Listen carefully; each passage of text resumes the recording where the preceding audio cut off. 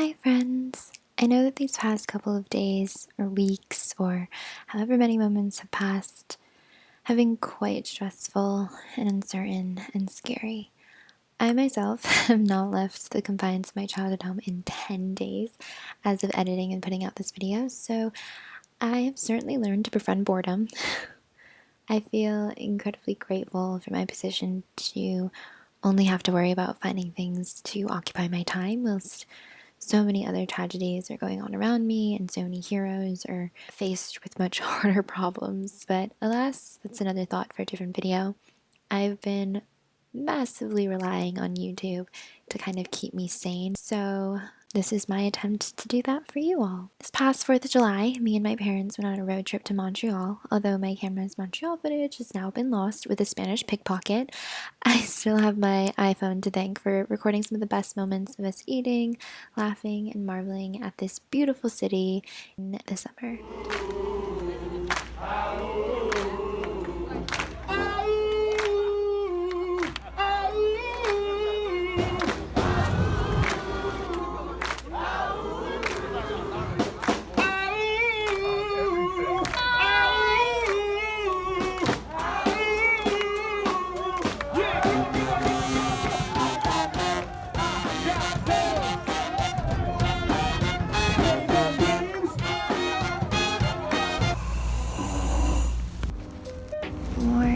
After finally falling asleep and getting ready for the day, and then eating some good old complimentary hotel breakfast, we set off for the rest of the drive to Montreal.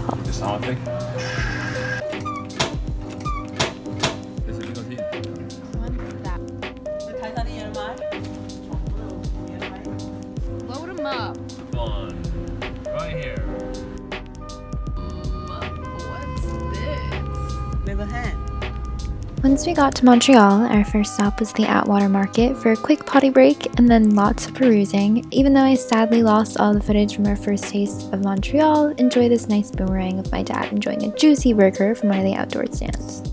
Next, we headed on over to Old Montreal, where I awkwardly sat while my parents looked up fur coats and where we shortly succumbed to the heat.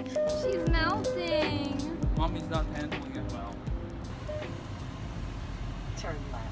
So like 101 degrees right now, and it's kind of unfortunate because I'm like really sweaty.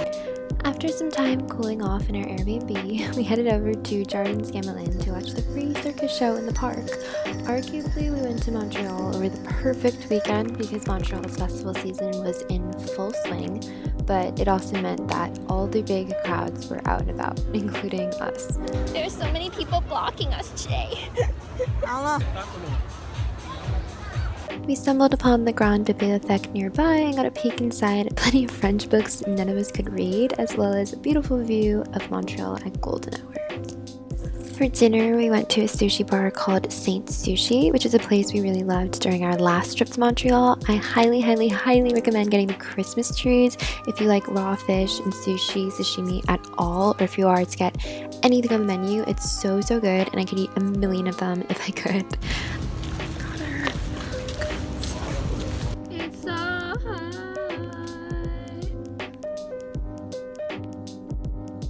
After grocery shopping for some snacks, we got ice cream from Ripples, and I feel like literally every ice cream store is tiny, including this one, but definitely check it out if you're in Montreal. It's award-winning for a reason, and they have some pretty cool flavors.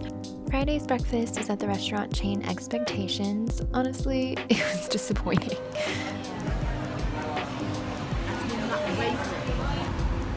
Every day when you're walking down the street.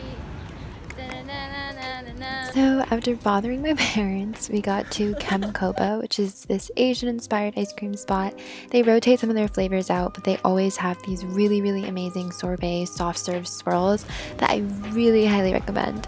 Mommy likes mine better, so she doesn't want to eat her own ice cream. Why don't you go whatever you want to get? Fine. It's on the food tour. She's not eating my ice cream. Miles End, the neighborhood that Kemkoba is in, definitely seems like the area where cool artist kids hang out in. It's full of galleries and bookstores and coffee shops, and we spent quite some time in S.W. Welch, which is a used English language bookstore. If you know me at all, you know I could spend years of my life perusing books, so yeah, not new. Miles End's also known for some really famous food spots. It is 100 degrees. Food stops for no one. Mukbang. What's mukbang? This pasta isn't as good as everyone says, but it's still okay.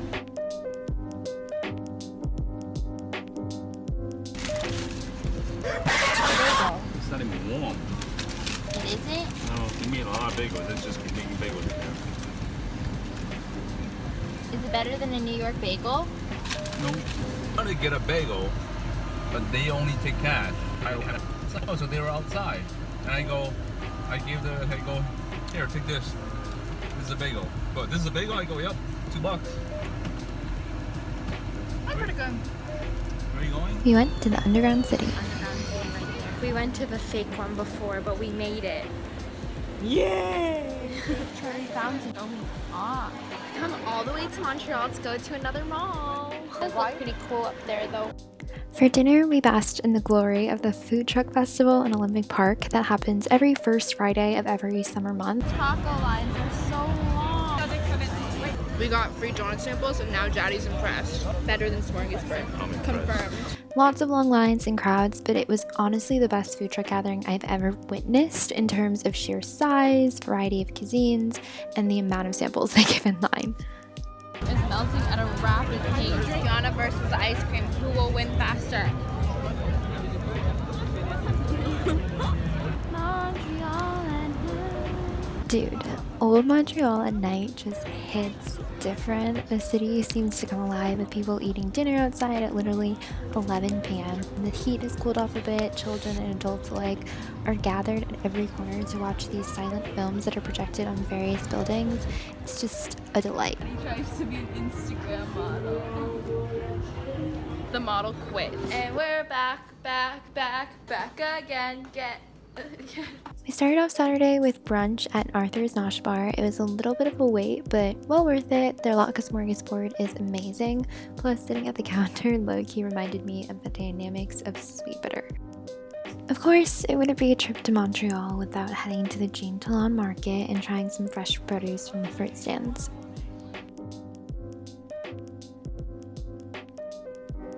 Guys, maple butter is some good stuff. Gianna approved. We also couldn't resist getting some calamari and lobster rolls from the seafood market, Aquamare Poissonnerie, that sits in the entrance of Jean Talon. You'll always be sure to see people rubbing elbows and chowing down on the benches outside. Do you see the afternoon shot? Exactly. Did you see the afternoon shot?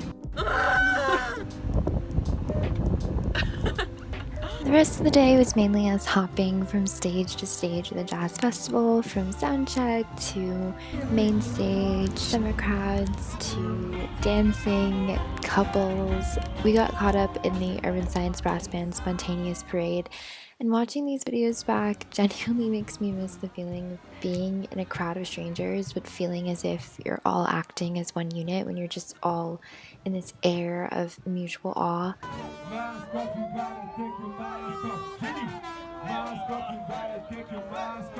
It's like that feeling of being in New York, standing in the sweaty subway station and watching that one performer just straight killing it. I miss that.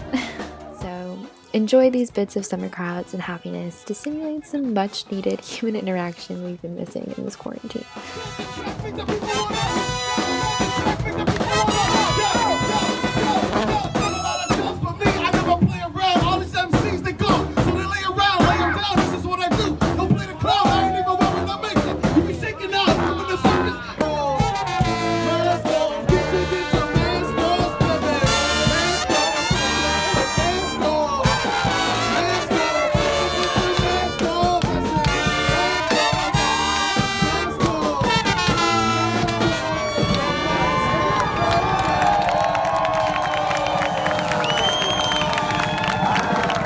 Okay, food break. We got ice cream from La Dippery. Honestly impressive dipping feats, but mediocre tasting ice cream. and then Portuguese chicken from Ramato's. So cheap and so good. If you go to Montreal, you should definitely get the chicken. Cleared it. Okay, back to regularly scheduled programming of the jazz festival.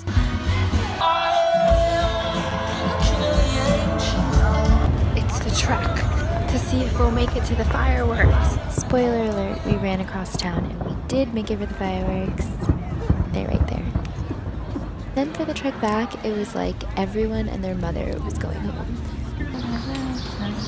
Next morning, we fueled up for our drive back home at the Jane Talon Market. Good. Highlight was the Moroccan desserts anyways. We also stopped by the Montreal Museum of Fine Arts as it's free admission every first Sunday. Stomach cramp, a period saga. One of his favorites, but then didn't think it was the real one. SMH. And that's it for this vlog. Homeward bound. We're at the rest stop, and this is what's going on right now. Almost home. Supposed to go up and left. Where are we?